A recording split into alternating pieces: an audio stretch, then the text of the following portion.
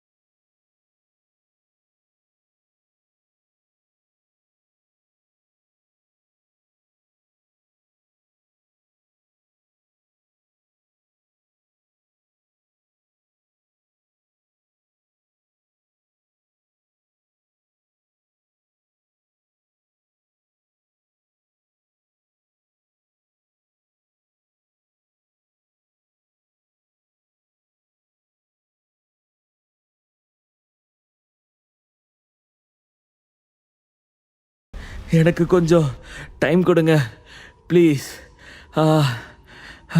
என்று கத்தினான். ஹேமந்தின் அழுகை ஒரு பன்றி கத்துவதைப் போல எரிச்சலை ஏற்படுத்தியது. அவன் சோகமாக வழியில் அழுது கொண்டு, தயவு செஞ்சு என்னால் உன் கூட சண்டை போட முடியாது. நீ இப்படி டார்ச்சர் பண்ணுறதா இருந்தா அதுக்கு பேசாம என்ன கொன்னுடு என்று ஹேமந்த் பாவமான முகத்துடன் அழுது கொண்டே சொன்னான். இதுவரை அவனுடைய உடலில் ஒரு குண்டூசி கூட குத்தியது இல்லை. அப்படி இருக்கும்போது இது போன்ற கொடூரமான வன்முறையை எல்லாம் அவனால் கண்டிப்பாக தாங்கிக் கொள்ள முடியாது. சின்ன வயதில் இருந்தே ஆடம்பரத்துடன் எந்தவித வலியையும் அனுபவிக்காமல் சொகுசாக வாழ்ந்து கொண்டிருந்த ஹேமந்துக்கு இது சாவை விடவும் கொடூரமான தண்டனையாக இருந்தது. இப்படி டார்ச்சர் பண்றதுக்கு பதிலா தயவு செஞ்சு என்ன கொன்னுடு என்று சோகமாக கத்திக்கொண்டு அழுதான். அவனை பார்க்கும்போது அங்கே இருந்த எல்லோருக்குமே கவலையாக இருந்தது. என்னதான் அவன் கெட்டவனாக இருந்தாலும் அந்த நிலைமையில் அப்படி ஒரு தண்டனையை இதற்கு முன்னால் யாரும் நேரடியாக பார்த்ததில்லை. அவனுடைய அழுகை எல்லோருடைய காதிலும் கேட்டுக்கொண்டே இருந்தது. ஆனால் விக்ரமின் முகத்தில் எந்தவித சலனமும் இல்லாமல் எப்பவும் போல கேஷுவலாக இருந்தான். அவன் யார் வம்புக்கும் பிரச்சனைக்கும் போகாமல் தன்னுடைய மனைவியுடன் அமைதியாக டின்னர் சாப்பிட்டு கொண்டு இருந்தான். ஆனால் அங்கே வந்த அண்ணன் தம்பி இருவருமே தகாத வார்த்தைகளை பேசி அவர்களுக்கு இடையூறு செய்தது மட்டும் இல்லாமல் விக்ரமை அடிக்கவும் ஆட்களை ஏவினார்கள். ஆனால் அவர்களுக்கு தக்க பாடத்தை கொடுக்காமல் விடுவதும் மிகப்பெரிய தவறுதான் என்று எல்லோரும் நினைத்தார்கள். நான் அந்த பணத்தை கொடுத்துறேன், கிஃப்டா கொடுக்கறதா நினைச்சு அந்த பணத்தை நான் உனக்கு கொடுக்கிறேன். தயவு செஞ்சு இந்த கொடூரமான டிராமாவை இதோட நிறுத்திக்கோ என்று கண்ணீருடன் கெஞ்சினான் ஹேமந்த். ஆனால் விக்ரம் அவனது மன்னிப்பை காதில் கூட வாங்காமல், இப்போ என்ன பண்ண சொல்ற? உன்னை கொன்னுட சொல்றியா இல்ல பணத்தை வாங்கிக்க சொல்றியா என்று கேட்டுக்கொண்டே ஹேமந்தை பிடித்து அவனது கையை திருப்பி முதுகில் வைத்து பலமாக அடித்தான். உட்கார்ந்து இருந்த இடத்தில் இருந்து அப்படியே கீழே விழுந்து இன்னமும் வலியால் துடித்தான். விக்ரம் அவன் மீது கொஞ்சம் கூட இரக்கம் காட்டுவதாக தெரியவில்லை. ஹேமந்தின் உடல் மிகவும் சோர்வாக இருந்தது. அவனால் பேசக்கூட முடியாமல் அடிப்பட்ட பாம்பை போல தரையில் விழுந்து நெளிந்து கொண்டு இருந்தான். அப்போது விக்ரம் கேஷுவலாக அங்கே இருந்த ஒரு வெயிட்டரிடம் பிளாக் டீ கொண்டு வர சொல்லி ஒரு ஆழ்ந்த பெருமூச்சை விட்டுக்கொண்டு அருகில் இருந்த சேரில் உட்கார்ந்தான். அடுத்த சில நொடிகளிலேயே டீ அவன் கைக்கு வந்தது. விக்ரம் ஒரு சிப் டீயை குடித்துவிட்டு, என்னோட டைமை நீ ஈஸியாக வேஸ்ட் பண்ணிட்ட, என்னையும் என்னோட ஒய்ஃபையும் நீ ரொம்ப ஹர்ட் பண்ணிட்ட, அதனால நான் உன்னை கொல்லாம விட மாட்டேன் என்று கூலாக சொன்னான். வேணா ப்ளீஸ் வேண்டாம் விக்ரம், உங்களுக்கும் உங்க ஒய்ஃபுக்கு நான் ரொம்ப தொந்தரவு கொடுத்துட்டேன். அது என்னோட தப்பு தான். நான் உங்களோட காலில் கூட விழுந்து மன்னிப்பு கேட்க ரெடியா இருக்கேன். நான் என் அப்பாவை கூப்பிட்டுட்டு வர சொல்றேன். நீங்க கேட்குற பணத்தையும் நான் கொடுத்துட்றேன். என்னை விட்டுருங்க ப்ளீஸ் என்று விக்ரமிடம் கெஞ்சினான் ஹேமந்த். ஹேமந்தின் முகத்தில் ரத்தமும் கண்ணீரும் கலந்து வடிந்து கொண்டிருப்பதை பார்ப்பதற்கே மிகவும் பாவமாக இருந்தது. அந்த காட்சியை கண்டு அங்கே இருந்த அனைவருமே கண் கலங்கி நின்றார்கள். ஹேமந்த் மிகவும் பவர்ஃபுல்லான ஆளாகத்தான் அங்கே இருந்த எல்லோரும் இதுவரை பார்த்து கொண்டு இருந்தார்கள். ஆனால் இப்போது அவன் இப்படி அடிபட்டு கிடக்கும் போது மிகவும் பாவமாக தெரிந்தது. அவனை விடவும் ஒரு பெரிய ஆளிடம் மாட்டிக்கொண்ட போது அவனது நிலைமை மிகவும் பரிதாபமாக இருந்தது. சுந்தர் கிருஷ்ணா தனியாக செல்லும் போது தன் குடும்பத்தின் அனைத்து பொறுப்புகளையும் தொழில்களையும் விக்ரமிடம் ஒப்படைத்துவிட்டு விக்ரமிடம் கவனித்துக் கொள்ளுமாறு வேண்டினார். அப்படிப்பட்ட பவர்ஃபுல்லான விக்ரமிற்கு போட்டியாக யாராவது இருந்தால் என்ன ஆகும் என்று அங்கே நின்று எல்லாவற்றையும் பார்த்து கொண்டு இருந்த சதீஷ் நினைத்தான். கிருஷ்ணா குடும்பம் விக்ரமின் கீழ் இருக்கும் வரைக்கும் அதை யாராலும் அழிக்க கூட முடியாது என்று சதீஷ் முழுமையாக நம்பினான். அங்கே நடப்பதை எல்லாம் பார்த்து கொண்டு இருந்த சுரபி, விக்ரம், இந்த 7 ஸ்டார் குரூப்ஸுக்கு பின்னாடி ஒரு பெரிய பேக்ரவுண்ட் இருக்கும்னு தோணுது. இவங்களை தேவையில்லாம பகைச்சிக்கிட்டு ஏதாச்சும் பிரச்சனை வரப்போகுது, போதும் இதோட இவங்களை விட்டுடலாம் என்று சொன்னாள். அதை கேட்ட விக்ரம் அவளை பார்த்து லேசாக சிரித்தான். அந்த மாதிரி சங்கடமான சிச்சுவேஷன் இருக்காது. இது வெறும் 7 ஸ்டார் குரூப் தான். இது மேலே இன்னமும் என்னோட அட்டென்ஷன் விழலை. இன்னைக்கு நான் ரிலாக்ஸா உன் கூட டின்னர் சாப்பிட தான் வந்தேன். உன்னை இன்னைக்கு ஹாப்பியாக வச்சுக்கணும்னு நினச்சேன். ஆனால் இவங்களால இன்னைக்கு நம்மளோட மூடே ஃபுல்லாக ஸ்பாயில் ஆயிடுச்சு. உன்னை கஷ்டப்படுத்துறது யாராக இருந்தாலும் நான் சும்மா விட மாட்டேன். என்று சொன்னான் விக்ரம். அதை கேட்ட சுரபியின் மனது நெகிழ்ச்சியில் நிறைந்தது. ஏனென்றால் இன்று விக்ரம் சுரபியுடன் நேரத்தை செலவழிக்க வேண்டும் என்று நினைத்ததை அவளிடம் சொன்னான். அது அவளுக்கு மிகவும் சந்தோஷத்தை ஏற்படுத்தியது. ஒருவேளை அவர்கள் இங்கே வராமல் இருந்திருந்தால் இந்நேரம் இந்த இடம் மிகவும் ரொமான்டிக்காக சென்று கொண்டு இருந்திருக்கும் என்று நினைத்தாள் சுரபி. என் கூட விக்ரம் டைம் ஸ்பெண்ட் பண்ண ட்ரை பண்றேன்னு சொல்றானா? அவனோட ஒய்ஃபுக்காக தான் இத்தனையும் பண்ணுனானா? என்னை ஒருத்தன் ஹர்ட் பண்ணதுக்காக அது யாரா இருந்தாலும் கொஞ்சம் கூட யோசிக்காம இப்படியெல்லாம் பண்றது எனக்காகத்தானா என்று சுரபி அவனையே நெகிழ்ந்து பார்த்தாள். இந்த நேரத்தில் விக்ரம் செய்து கொண்டிருப்பது சரியா தவறா என்று அவளுக்கு தெரியவில்லை. ஆனால் அவளுக்காக அவன் எது வேண்டுமானாலும் செய்கிறான் என்று நினைக்கும் போது அது உண்மையிலேயே அவளுக்கு சந்தோஷத்தை ஏற்படுத்தியது. எல்லோரும் அடுத்து என்ன நடக்கப் போகிறது என்று ஆர்வத்துடன் பார்த்து கொண்டு இருக்கும்போது ஹேமந்த் எல்லா வழிகளிலும் முயற்சி செய்து பார்த்து விட்டான். ஆனால் விக்ரம் என்ன சொன்னாலும் விடுவது போல தெரியவில்லை. விக்ரம், நான் செஞ்சது தப்பு தான். உன்னோட நேரத்தை நான் வீணாக்கியிருக்க கூடாது. நான் பண்ணது உண்மையிலேயே பெரிய தப்பு.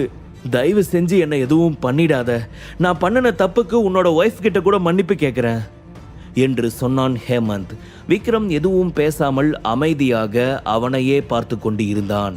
நான் கண்டிப்பா உனக்கு 500 பில்லியன் கொடுக்குறேன். நான் பண்ணின தப்புக்கு இழப்பீடா உனக்கு என்ன வேணும்னாலும் கொடுக்குறேன். ஆனால் அதுக்கு முன்னால் என்னோட அப்பாவுக்கு ஃபோன் பண்ணுறதுக்கு மட்டும் எனக்கு பெர்மிஷன் கொடு. நான் என் அப்பா கிட்ட பேசி எப்படியாவது உனக்கு பணத்தை வாங்கி கொடுக்குறேன் என்று சொன்னான் ஹேமந்த். கொஞ்சம் யோசித்து பார்த்த விக்ரம், சரி உன் அப்பாவுக்கு கூப்பிடு என்று சொல்லி கீழே விழுந்து கிடந்த அவனுடைய போனை எடுத்து கொடுத்தான். ஹேமந்தின் அப்பாதான் 7 ஸ்டார் குழுவின் தலைவர். அவரால் கண்டிப்பாக 500 பில்லியன் பணத்தை திரட்டும் அளவிற்கு சக்தி படைத்தவர். ஆனால் அவரது மகனின் தேவையில்லாத காரியத்தால் 500 பில்லியன் கொடுப்பது என்பது இயலாத காரியம் என்று விக்ரமிற்கு தெரிந்திருந்தது.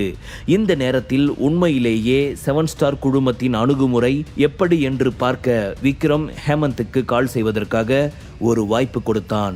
விக்ரம் வாய்ப்பு கொடுத்ததும் ஹேமந்த் மிகவும் நிம்மதி அடைந்து தன் அப்பாவிற்கு கால் செய்ய மொபைலை வாங்கினான். தன் அப்பாவின் நம்பருக்கு கால் செய்து காதில் வைத்தான். அந்த இடத்தில் ஹேமந்தின் பாடிகார்ட்ஸ் இருந்தாலும் விக்ரமின் முன்பு போனில் பேச அவனுக்கு கொஞ்சம் பயமாக இருந்தது. இருந்தாலும் தைரியத்தை வரவழைத்து கொண்டு தன் தந்தையிடம் கொரியன் மொழியில் அங்கே நடந்த எல்லாவற்றையும் சொன்னான். அடுத்த கொஞ்ச நேரத்தில் சிரித்த முகத்துடன் காலை கட் செய்துவிட்டு விக்ரமை பார்த்து, அப்பா பணம் கொடுக்கறதுக்கு ஓகே சொல்லிட்டாரு. அவ்வளவு பணத்தை ரெடி பண்ணுறதுக்கு கொஞ்சம் டைம் கேட்குறாரு. பணம் ரெடியானதும் உடனே உங்களை தேடி வரும் என்று சொன்னான் ஹேமந்த். அதை கேட்டதும் விக்ரமின் உதடுகளின் ஓரத்தில் லேசான புன்னகை வெளிப்பட்டது. ஆனால் அவனுடைய சிரிப்பு ஹேமந்தை எச்சரிக்கும் விதத்தில் இருந்தது. அவன் ஹேமந்தின் முகத்தில் ஓங்கி அறைந்தான். அடித்த அடியில் ஹேமந்த் அந்த இடத்தில் இருந்து கீழே விழுந்து இரத்த வாந்தி எடுத்தான். இத்தனை நேரமாக அவனுக்கு ஏற்பட்டு இருந்த டார்ச்சரை அவனது உடலால் தாங்கிக் கொள்ள முடியவில்லை. அவனது அழகிய முகம் அப்படியே கொடூரமாக மாறியது. அதான் பணம் கொடுக்கிறேன்னு சொல்லிட்டேன், மன்னிப்பும் கேட்கிறேன்னு சொல்லிட்டேன், வேற என்ன வேணும் உனக்கு என்று ஹேமந்த் அவனை பார்த்து கோபமாக கேட்டான். உடனே விக்ரம் அவனை எட்டி உதைத்து கீழே தள்ளிவிட்டு, உன்னோட லாங்குவேஜ் எனக்கு புரியலன்னு நினைக்கிறியா என்று சிரித்து கொண்டே கேட்டான். ஹேமந்த் தன் அப்பாவிடம் கொரியன் மொழியில் தான் ஏமாற்றப்பட்டதாக சொல்லி இந்தியாவில் இருக்கும் தொடர்புகளை எல்லாம் பயன்படுத்தி மும்பையில் ஒரு ஹோட்டலில் இருக்கும் அவனை எப்படியாவது காப்பாற்றும்படி சொன்ன விஷயம் விக்ரமிற்கு தெரிந்திருந்தது. அவனுக்கு கொரியன் மொழி முதற்கொண்டு இன்னமும் சில மொழிகள் தெரியும் என்பது ஹேமந்திற்கு தெரியவில்லை. ஆனால் விக்ரம் அவன் பேசியதை சுலபமாக கண்டுபிடித்து விட்டான். அது தெரிந்ததும் ஹேமந்துக்கு என்ன சொல்லி சமாளிப்பது என்று தெரியாமல், இல்லை நான் நிஜமாவே அப்பா கிட்ட பணம் ரெடி பண்ண சொல்லி தான் பேசினேன். என்னை ஏன் இப்படியெல்லாம் பேசி மறுபடியும் டார்ச்சர் பண்ணுற? இப்படியெல்லாம் பண்ணுறதுக்கு பேசாம என்னை கொன்னுடு என்று கோபமாக சொன்னான் ஹேமந்த். எனக்கு நம்பிக்கை இல்லை. உன்னோட அப்பா பணம் அனுப்பட்டும், அதுக்கப்புறம் நீ இங்கிருந்து போகலாம் என்று விக்ரம் அவனை பார்த்து கூலாக சொன்னான். அந்த வார்த்தையை கேட்டதும் ஹேமந்துக்கு என்ன செய்வதென்று தெரியாமல் அப்படியே அதிர்ச்சியில் உறைந்து நின்றான். முழு கதையையும் கேட்டு மகிழ பாக்கெட் FM ஆப்பை டவுன்லோட் செய்யுங்கள். லிங்க் டிஸ்கிரிப்ஷனில் கொடுக்கப்பட்டுள்ளது.